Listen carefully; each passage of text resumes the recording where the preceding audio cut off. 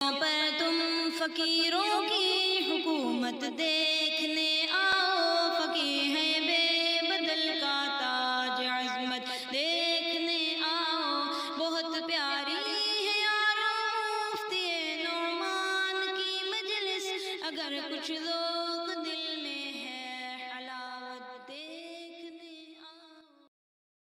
هذا إلى يوم الدين.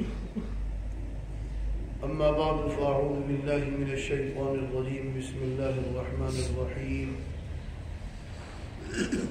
يسبح لله ما في السماوات وما في الأرض الملك القدوس العزيز الحكيم. سورة الجمعہ شروع ہو رہی ہے. یہ سورت مدینہ المنورہ میں نازل ہوئی اور نزول کے اعتبار سے اس کا 110واں نمبر ہے. 109 سورتیں اس سے پہلے نازل ہو چکی تھی. پچھلی سورت میں اس بات کا ذکر تھا کہ حضرت عیسیٰ علیہ السلام نے بشارت دی ومبشرا برسول یأتی من بعد اسمہ احمد،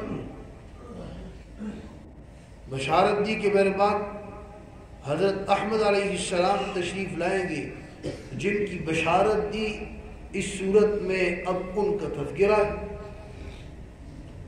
فرمایا یسبح للہ ما فی السماوات وما فی الارض،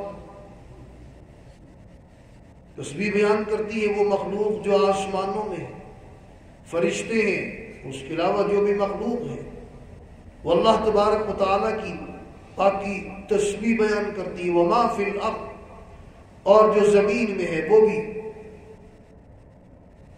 ہر چیز اللہ کی تسبیح بیان کرتی ہے. سورہ بنی اسرائیل آیت نمبر 44 میں ہے وَإِن مِّن شَيْءٍ إِلَّا يُسَبِّحُ بِحَمْدِهِ وَلَكِن لَّا تَفْقَهُونَ تَسْبِيحَهُ. وَإِن مِّن شَيْءٍ إِلَّا يُسَبِّحُ بِحَمْدِهِ، کوئی چیز نہیں ہے مگر وہ اللہ کی تسبیح بیان کرتی ہے. ہر چیز اللہ کی تسبیح بیان کر رہی ہے. تو زمین کے اندر جو چیزیں وہ بھی اللہ کی تسبیح بیان کر رہی ہیں، جاندار بھی اور غیر جاندار بھی، یہ درند چرند پرند بھی اور یہ پتھر، یہ شجر حجر مدر بھی اللہ تبارک و تعالیٰ کی تسبیح بیان کر رہے ہیں. وہ ملک، الملک، القدوس، وہ بادشاہ ہے، وہ پاک ہے، العزیز زبردست ہے، الحکیم حکمت والا ہے. حقیقی بادشاہی اسی کی ہے، وہ پاک ہے. هو الذی بعث فی الامیین، وہ ہے جس نے بھیجا امیین ان پڑھوں میں، رسولا رسول منہم، انہی میں سے، انہی میں سے بھیجا ہے، عربوں میں سے، انہی میں سے.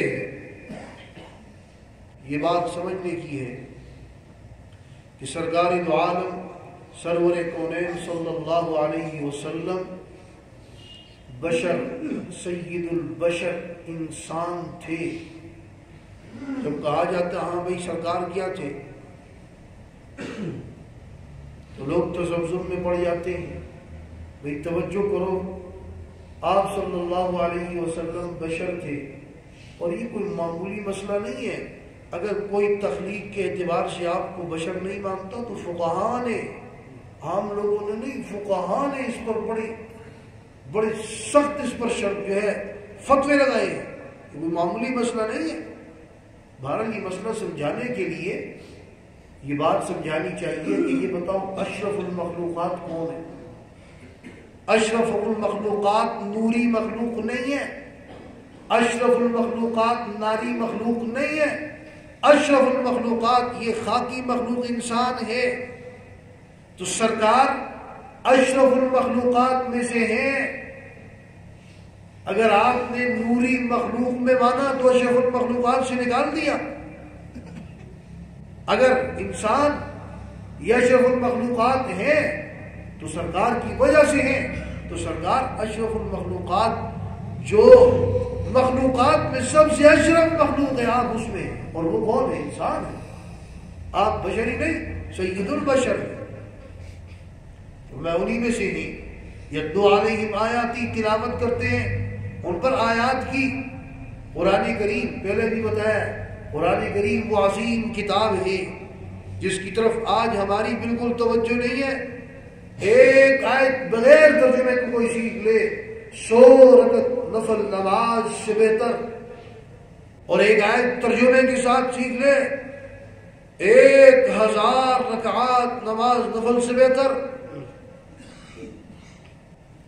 قرآن کریم کی تعلیم کو کہا وَجَاهِدْهُمْ بِهِ جِهَادًا كَبِيرًا، یہ صرف جہاد ہی نہیں ہے، جہاد ایک کبیر ہے۔ اس کی تعلیم قرآن کو سمجھنا سمجھانا، اور یہ صرف قرآن کو سمجھنا سمجھانا علماء کا کام نہیں، عوام کا، مسلمانوں کا، مردوں کا، عورتوں کا، سب کی ذمہ داری ہے قرآن کو سمجھے۔ فرمایا یتلو علیہم آیاتی ویزکیہم، اور ان کو پاک کرتے ہیں، ان کے اخلاق کو، ان کے عقائد کو۔ حقیقتاً دل کو پاک اور صاف تو اللہ کرتے ہیں، سرکار سبب ہے اس کا۔ وَيُعَلِّمُهُمُ الْكِتَابَ وَالْحِكْمَةَ، اور تعلیم دیتے ہیں ان کو کتاب کی، حکمت کی۔ وَإِنْ كَانُوا مِنْ قَبْلُ، اور تھے من قبل اس سے پہلے لفی ضلال مبین، کھلی گمراہی، 99% عرب شرک میں ڈوبے ہوئے تھے، کفر میں، شرک۔ 360 بت تو صرف کعبے میں رکھے ہوئے۔ وَإِنْ كَانُوا مِنْ قَبْلُ لَفِي ضَلَالٍ مُبِينٍ، 360 سے بتوں سے ذہن میں یہ بات بھی ہے کہ انسان کے جوڑ بھی 360 ہے۔ حدیث پاک میں آتا ہے کہ یہ 360 جوڑ جو ہے ان کا صدقہ کیا ہے، 360 جوڑ ان کا صدقہ، فرمایا روزانہ صدقہ دیا کرو، 360 جوڑوں کا صدقہ کیا کرو۔ صحابہ نے فرمایا کون اس کی طاقت رکھتا ہے؟ آپ نے فرمایا دیکھو اللہ، سبحان اللہ، الحمدللہ، لا الہ الا اللہ، یہ سب صدقہ ہے۔ اللہ کی تسبیح بیان کرو، ابھی ذکر ہوا تھا تسبیح کا، تو یہ کیا ہے؟ صدقہ ہے۔ اشراق پڑھو، چاشت پڑھو، چاشت کی نماز سے متعلق فرمایا 2 رکعت چاشت پڑھو، یہ اکٹھا 360 جوڑوں کا صدقہ ہے۔ اور یاد رکھو اشراق کی نماز، چاشت کی نماز کتنی آسان ہے، مسجد میں آنے کی ضرورت نہیں، نفلی نماز ہے، گھر پر ہو گھر پر پڑھ لو، دکان پر ہو وہاں پر پڑھ لو، زمین میں ہو وہیں پر پڑھ لو، آنے کی ضرورت کیا؟ فقہاء نے لکھا ہے اگر مسجد میں کوئی آتا ہے نفل نماز کے لیے، اگر 2 سے تیسرا آدمی ہو جائے اور وہ انتظام کے ساتھ آ رہے ہو تو مکروہ 2 ہو، تیسرا ہو تو مکروہ تنزیہی، چوتھا اکٹھے ہو جائیں گے، اکٹھے ہو کے پڑھیں گے، چوتھا ہو تو مکروہ تحریمی۔ اس انتظام سے مسجد میں نہیں آئے۔